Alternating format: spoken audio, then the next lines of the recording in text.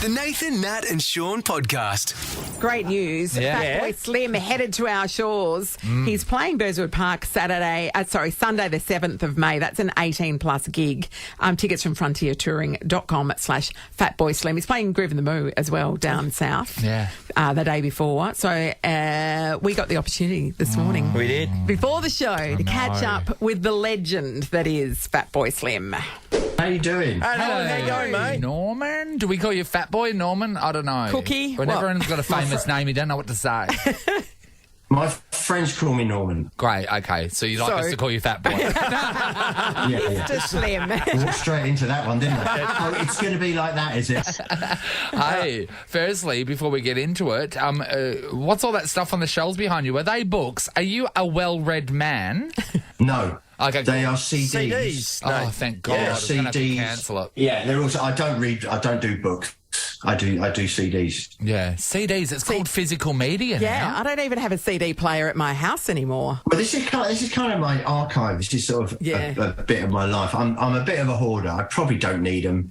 And this entire collection behind me could probably fit into a memory stick this big. But I like them. They're like friends of mine. They're like old friends that just hang around. Yeah, it's when streaming started and everyone got rid of their box sets of DVDs. Yes. It was a real sad time because, you felt like the local Blockbuster. Yeah, no, I've still got my DVDs too. Yeah. In the other room, though. And the VHSs. They're in the TV room. I was in my storeroom the other day, Norman, and I found my VHS player, and I've still got it there. I'll keep it I'm a just in case person. I always keep things just in case. Yeah, no, I think you're a man after my own heart. I think that's a very sensible. If you've got the room, obviously if you live in a very small flat, you might have to, sort of downstairs. But if you've got the room, hold on to it because they're rapidly becoming like museum pieces. Yes. And there's probably a lot of people who've got kind of important points of their life, like weddings and things, on VHS, and they'll need that VHS player one day to watch them. Then you'll be the king of the world. Norman, not one person ever watches their wedding film because nobody gives a rat's ass if you bring this up at any stage. Hey, come and sit down and watch this. Oh, the great memories. Yes. There's someone that's been cheated on and their partner's left them and then they watch it crying. I was going to say, it depends if the marriage lasts longer than the format that you recorded it on. That's true. That's a really good point. Hey, Norman, I was speaking to a friend recently who always travels overseas, always goes to Europe, right? And he ends his his working trip, always with a trip to Ibiza to wind down. Now, I said to him, how's that possible? Ibiza, that's not a wind down place. Now, you go, I'd imagine you've been going there for 40 bloody years. That's not a wind down place, is it, surely? Oh, it is, yeah. Really? The beauty of the island is you can wind up or wind down, and you can do that, on a daily basis. No, because the stuff that you see on the telly, that you kind of like sort of drunken louts in the streets and the super clubs. That's kind of like 1 square mile of the island, and it's quite kind of condensed there. And the rest of the island is really quiet. And really, I go there with my family.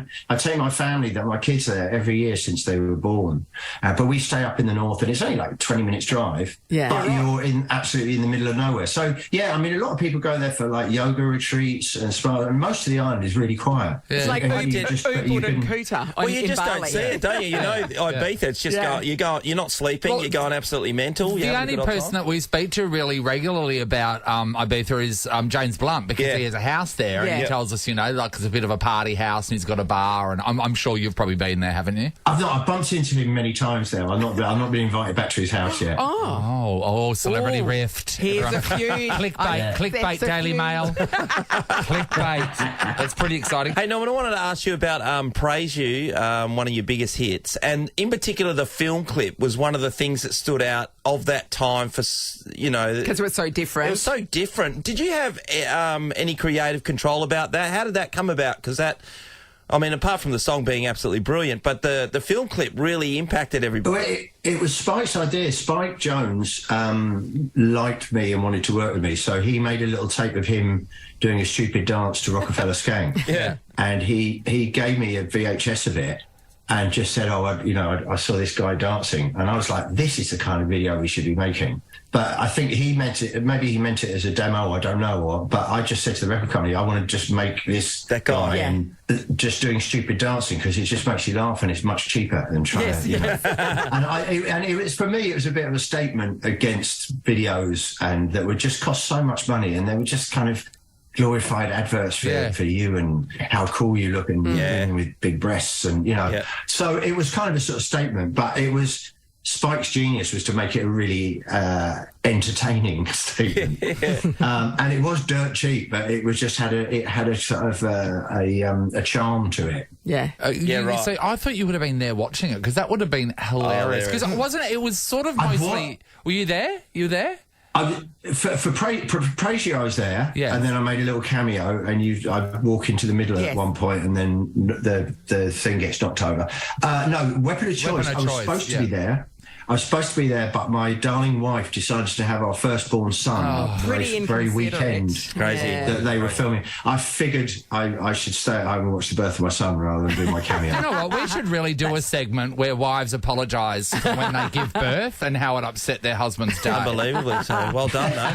We really should. It's overdue. So there's so many hot artists at the moment. Three of them are being Harry Styles, Billie Eilish, say Lizzo, right? So if you had to do a collab between either of those, who would it be? Harry Styles, Lizzo? Lizzo? Isn't she amazing? All the way. Yeah, she's fabulous. I love her. Isn't she amazing? Yeah, I want to have her babies. I love her. And Norman, DJs these days are so high profile. I mean, imagine when you started, that wouldn't have been the same case. You know, over here, my kids and a lot of my friends are into Paul Fisher. But you watch the lifestyles flying all around the world. Incidentally, I want to have his babies too. I love him. Yeah, I'm just amazing how much it's grown over time. Instead of, just seeing a singer out there, people have just gone to see DJs flat out. Yeah. Have you got a problem with that? No. It's just grown. But you know what it is, Sean? But think about it, right? So when Norman started, DJing was hard work, you know what I mean? It was actually real records and all that sort of stuff. Nowadays, it's all just done on computers, Norman. They're all hacks, aren't they? Yeah, we're just button pushers. Back in the day, basically in the food chain of like nightclubs, we were just above the glass collector. And got paid about the same as the glass collector. So it's in my career, I've seen us go from we used to fight to have a monitor. Yeah, wow. So that we could hear what we were playing, and the club manager would go, "Why do you need a separate monitor in the booth?" It's like so we can hear what we're doing, so we can mix in time. And they're like, "Oh God!" Whereas now we get treated well, and we get riders and the trappings of style. No, it's been a lovely voyage to see. I mean, I was DJing all the way through my life, but it was never a career. It was a hobby. It's just something you did because you loved records, and it was just something to do in the evenings. But you could never make a living out of it in those days, and now we can make a very good living. So I'm not going to moan. Yeah, you see someone like Fisher, we're doing a little bit more than pushing buttons. Well, we are pushing buttons, but we're pushing emotional buttons. Now we're getting there. What's on your rider? Like, you'd be pretty low key, wouldn't you? Yeah. Red Bull, 6 cans of Red Bull. Yeah. Some fizzy water, 2 air horns, and a towel. And I would like the door locked. I mean, I've been around long enough. I don't drink or anything. I've been around long enough that there's no point in asking for M&Ms. Yes. With the green ones taken out or anything like that. So I'm a pretty cheap date when it comes to so rain. the air horns are just for you to use when you're performing. Yes. Yeah. Good. I'd like to. We don't, because that's how I'd keep it real. See, because out of the many buttons that DJs can push, there's one button that goes. You've heard that button, yes, of course. Yes. But I figure it's much lovelier for the crowd to actually hear a real air horn. I'm with you, They're pretty pokey things, and they just heighten your. That's why they pay you the big bucks. That is why you're the headline act. That's right, Norman. I use real air horns. Well, there you go, mate. See the man in style.